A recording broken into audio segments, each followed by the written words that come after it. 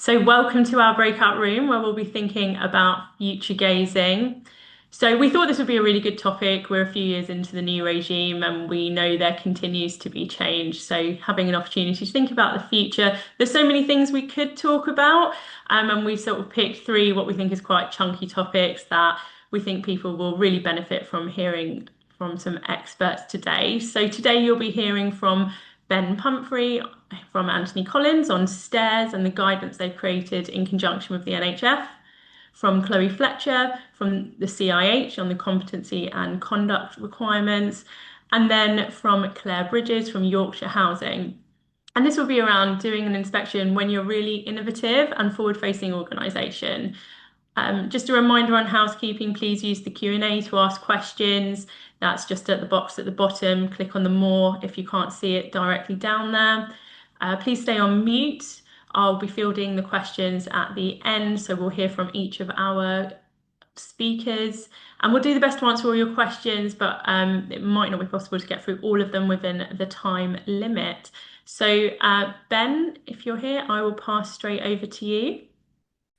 Hi, and good to be here with you this morning. As Aisha said, I am from Anthony Collins Solicitors. I am the head of data governance here at Anthony Collins, and I've had the pleasure with the NHF of writing the operational guidance for stairs, which we published last Friday. So it's very hot off the press that we get to talk about this today. So it's been a bit of a journey with stairs. I know we had a bit of a hiatus between governments as to what was going to happen, and then we had the policy statement, as you can see it there, which was published last September. And I think there was certainly a groundswell of noise from the sector, really asking for some more specific operational guidance on how stairs should be implemented, which we've been very happy to prepare with the NHF, and we hope it's of a real benefit to the sector in giving you some idea of how stairs should be properly implemented on the ground. So in terms of how we've presented the guidance, yeah, if we could have the next slide, Aisha. So chapter one, in terms of the publication scheme, as we know, there are 7 classes of information. What we have presented within the guidance is an appendix model publication scheme template. So yes, whilst we have these broad classes of information, what we've tried to do is give you much more specific idea of the kinds of documents which will come under each of the headings of the 7 classes of information within chapter one. As well as that, we have also tried to identify those sorts of documents which we think might be out of scope. So any documents which you don't need to publish as part of the publication scheme. Now, appreciate that it's something of an element of guesswork at this stage, but we think in terms of having identified those documents that are in scope, we have been able to craft a list of documents within the template that might be out of scope and therefore that you don't need to publish. So we hope that's helpful as part of the guidance. I think there are a couple of points on chapter one in terms of how organizations should approach implementing the publication scheme. If we can have the next slide. So these are really 6 key practical steps to implementation that we wanted to flag and that we've highlighted within the guidance. So clearly, organizations are going to have to know their data. So you will need to undertake a full internal audit of the documents that you hold to determine whether they're in scope or out of scope. Secondly, I think early communication with tenants, we've already heard about that today, but I think if you can really get your tenant groups engaged with your publication scheme so they understand stairs, they understand that the rights to information, but principally up front that you will be making documents widely available on your website under the 7 classes of information so that they know that you are proactively seeking to make information available about how their housing management services are provided. And that aligns with the third point there is to organize your web page within the seven classes of information, so that it's easy for tenants to find that information.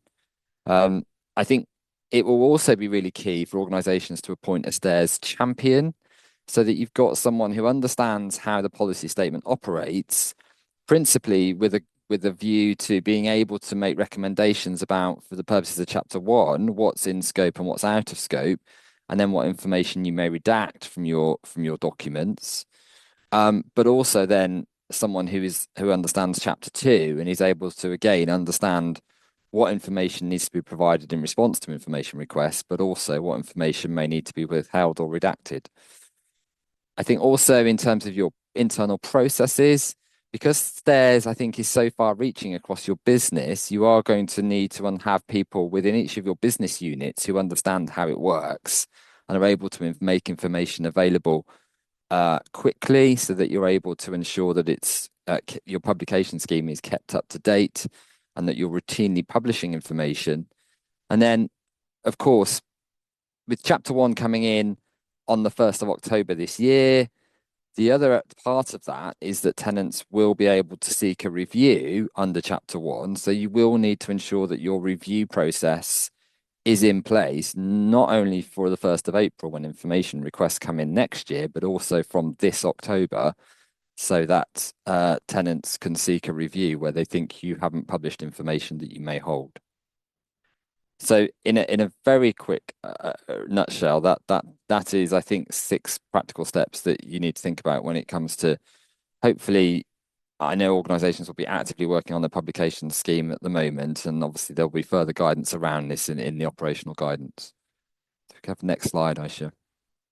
And then just briefly looking at chapter two, where the meat of this comes in from next April 2027.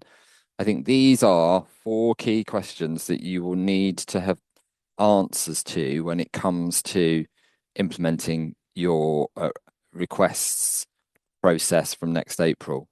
And we deal with this at length in the guidance. So, first of all, how do we effectively triage requests? So, up front, when you get that request in at the front door, can you recognize a stairs request? You might often receive a request where it's for mixed information, whether it's a subject access request, whether it's a complaint, or is it stairs? And obviously, a tenant doesn't have to specify that it's a stairs request. So, how can you effectively triage requests and know whether it's a stairs request or not? And then tied with that is the idea of accessibility. There's a very strong emphasis within the policy statement on registered providers taking active steps to support tenants to be able to make requests under stairs. So if a tenant isn't able to make a written request, because obviously the requests have to be in writing, what steps are you taking to support them to make a written request? How are you making information available as part of uh, your response? So if information needs to be provided in an alternative format, what what steps are you taking to communicate with tenants about how they want information presented to them? Um, Again, we deal with this at length within the operational guidance. And then I think next question is around third-party providers. Now, what has become clear in the process of publishing stairs is that you don't need to obtain information from contractors or suppliers. Third-party providers means organizations that are responsible for your social management function. So again, the the guidance talks about this at length. What steps do you need to take to obtain information from those organizations which deliver your social management function? And there's obviously this phrase that's used as all reasonable endeavors. There's a very strong emphasis there.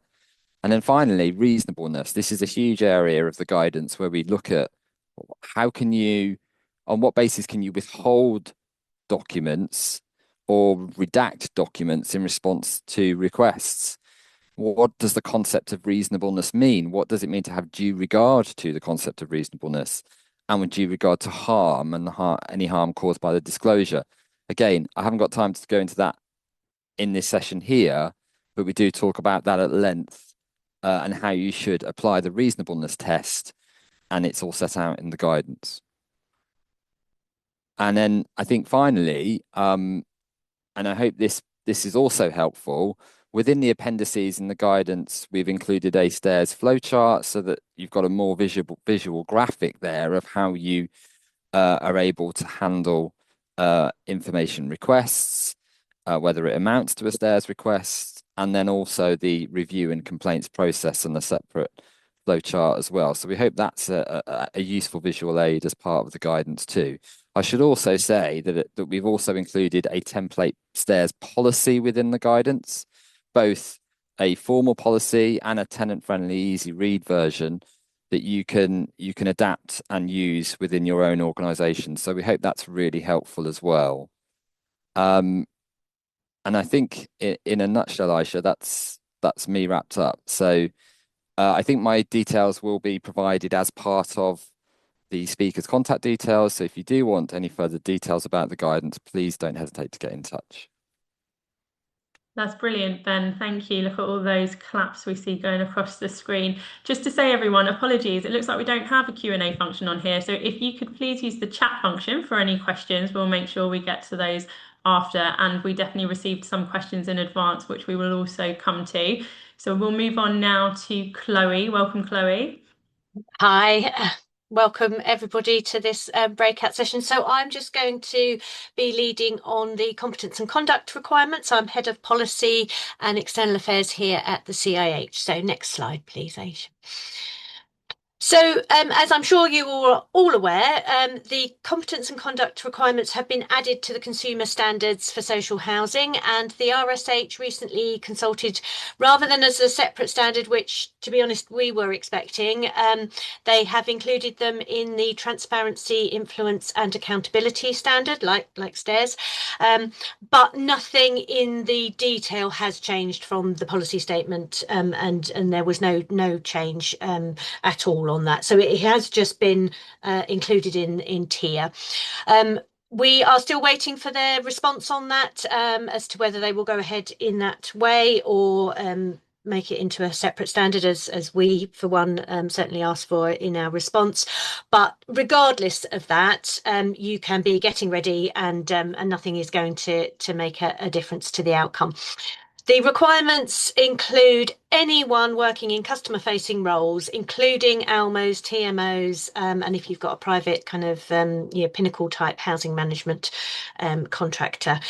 They are all coming into force this October, and we've got some more information on our website when these slides go out. So next slide, please.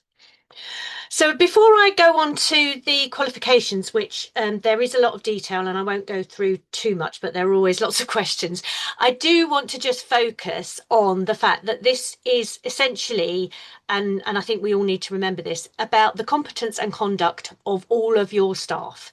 And this, regardless of whether they need a professional qualification or not, this is, and to go back to the things that Mishtaq and Kate were talking about earlier, this is really about that change of culture and an outcomes focused standard, which is about making sure that all of your staff are, experienced, trained to do the job that they need to do and have the right attitudes in when behaviour when doing that. Private registered providers and local authority providers will have to have a regularly updated written policy that includes your approach to doing that, to managing and developing the skills, knowledge, experience and conduct of staff. And specifically, you will need to, you can't just have one blanket thing for everybody in the organisation. It's really about looking at each of those roles in your organisations and tailoring the different learning journeys for each of those specific roles.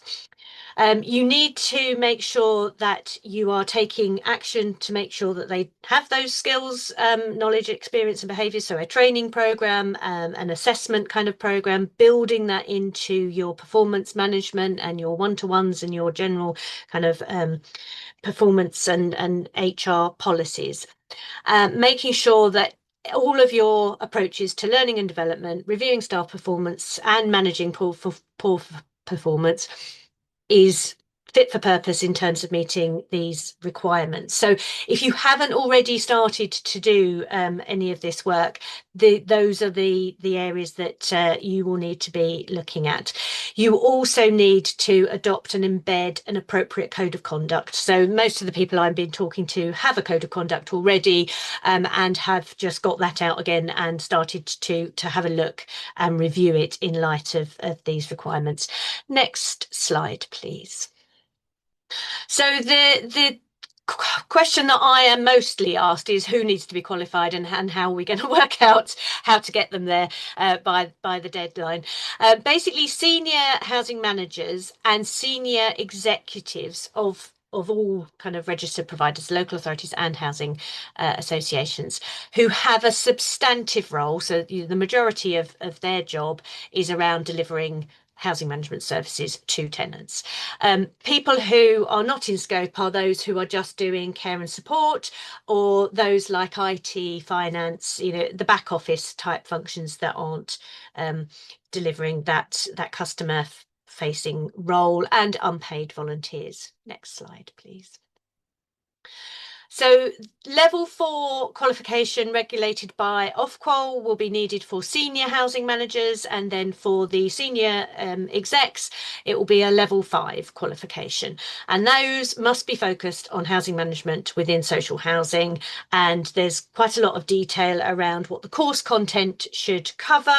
There are 3 kind of options. There's a general housing management one, there's a technical housing management one for your sort of asset managers and surveyors and those types of people, or there are cross tenure functions for those who will manage leasehold as well as tenancies. And we know that within social housing, that is certainly within cities, actually just part of the day job, really. So that's something that you'll need to have a look at.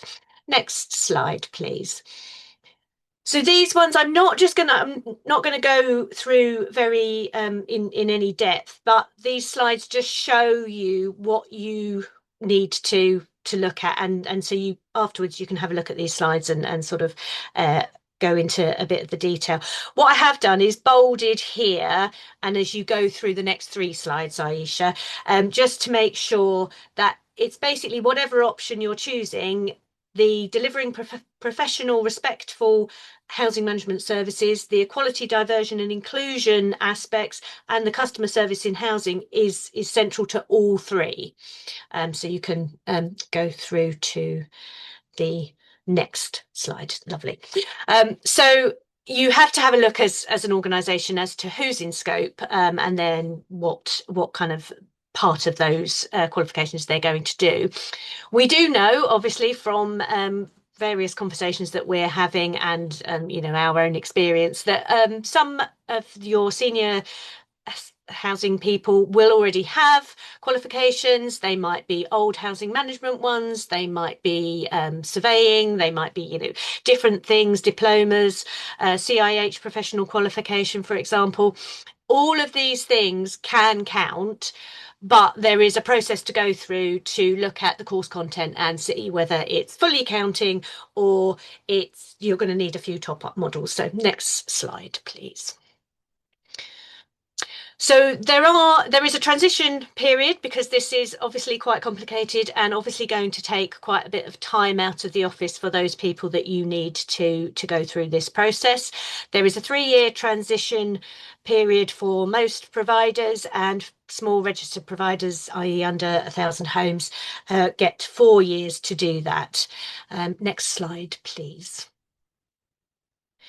So going back to those partially compliance, which I think is going to be quite a few of your senior team, looking at who's got, say, the RICS surveying or building studies, or a technical qualification, or possibly estate management, you can complete top-up modules to do both. Particularly, I would say it's probably around the customer service, it's probably around tenant engagement that may not have been covered in those more technical courses.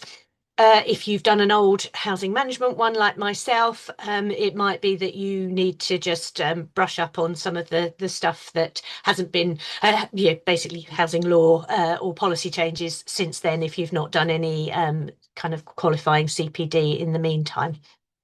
We've developed some top-up modules. Obviously, there are other people who are offering a similar thing, but that is something that I would urge you to do. Don't worry too much that you're going to have to put everybody through the full gamut of a full qualification. So next slide, please.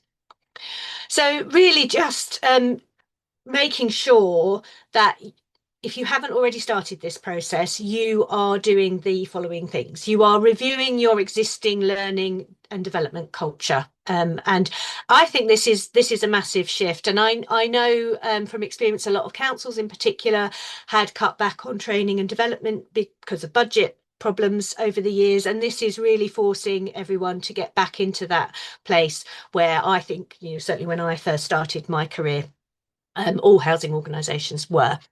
There.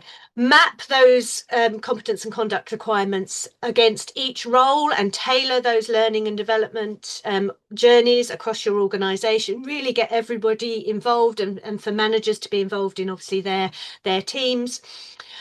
Map who needs the qualifications or the top-up models and plan that training requirement over the transition period. We know that's going to be time out of the office, that is really difficult to manage with providing the day-to-day service. So the longer and the better organised you are, the least kind of impact on your day-to-day service there will be.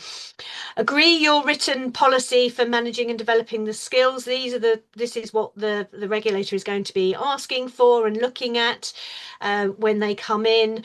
You have to make sure you've got that appropriate code of conduct, like I said, and make sure that's embedded in your performance management to make sure that's fit for purpose. And it's an ongoing thing. This is not, although you've got a lot of work to do to get ready, this is not a once and it's all done forever type situation. This is very much about an ongoing cultural change and an ongoing learning and development kind of process. Now, critically, what I did just want to end on is that whilst you're doing all of that, you have got to make sure that tenants are given a meaningful opportunity to influence and scrutinise your written policy and your code of conduct. And I would argue that getting that right from the beginning is that key part of that cultural change. And it's about using the data that you've got already in your complaints, in your tenant feedback, in your TSMs, talking to your residents about what they want to see in terms of the expectations around behaviour in their homes, behaviour when they make a complaint or a service request, what is going wrong, what is going right, what could you make sure that you're agreeing to. And that they get to do that sort of scrutiny, but also the before scrutiny, influencing the kind of starting point. We know that most organisations haven't done this quite yet, and they're probably getting themselves sort of sorted internally before they then go to tenants. But there are certainly a few that are planning some sort of consultation sessions with engaged tenants, are looking at tenant data to feed into that, and are showing through the process how they are embedding tenant views in what they're doing, and that will be critical when the regulator comes in post October. I did just want to say that although they won't be regulating on these things until October, because they can't regulate on something that's not in the actual standard, they will be asking in the run up about how prepared you are. So it is absolutely worth getting sorted as quickly as possible and being prepared for that. Thanks. That's great, Chloe. Thank you. So we'll move on to Claire Bridges now from Yorkshire Housing. Thanks, Aisha. Hiya. So I'm going to give a brief overview of how we're managing transformation in Yorkshire Housing, and in particular how we're handling the governance and the regulatory aspects. So if you can start on the first slide, I'll just start off by setting the scene of what transformation means for us here. So we have a clear vision. We want to be the best. We've got 3 strategic priorities, and within those, we've articulated what the future would look and feel like for customers, colleagues, and the business. We've adopted an agile approach to delivery, which means we could deliver value as soon as possible. And then for the early changes delivered, we've purposely prioritised elements that had the biggest customer impact. So very much in the customer obsessed space. So things like a repairs scheduler, complaints management, Salesforce as a CRM system, and bringing our repairs service in-house. And of course, technology has been a big component. We've had legacy systems that were approaching end of life, and there would have been a significant cost of doing nothing. So we needed to build the foundations to underpin those service ambitions. If we move on to the second slide, please. So we're delivering significant change, and that's got high financial investment. So it's been crucial that we bring our board and the regulator on the journey with us. And that's using governance to provide oversight and assurance, but without stifling speed of design and delivery. So we knew that this scale of transformation was different to anything we've done before. So we've recruited a new board member with specialist skills, and that's added huge value in terms of challenge and shaping our plans. And it's also led us to rethink our exec level skills and capabilities too. The strategy requires significant cultural change, and this was identified by our board as a key strategic risk. So in response, we've introduced a programme called Mind the Gap, and that's a structured approach to managing and delivering the change. So our board are integral to us achieving the plans. They set and oversee the success metrics through a set of dedicated KPIs. They also oversee the value for money, so the cost versus benefits, and the benefits aren't limited to just financial. We've got a big focus on customer experience and service quality. So the business is empowered to manage design, delivery and prioritisation decisions, and that enables agility and momentum without being constrained by board cycles. And then we supplement all of this with standard board meetings.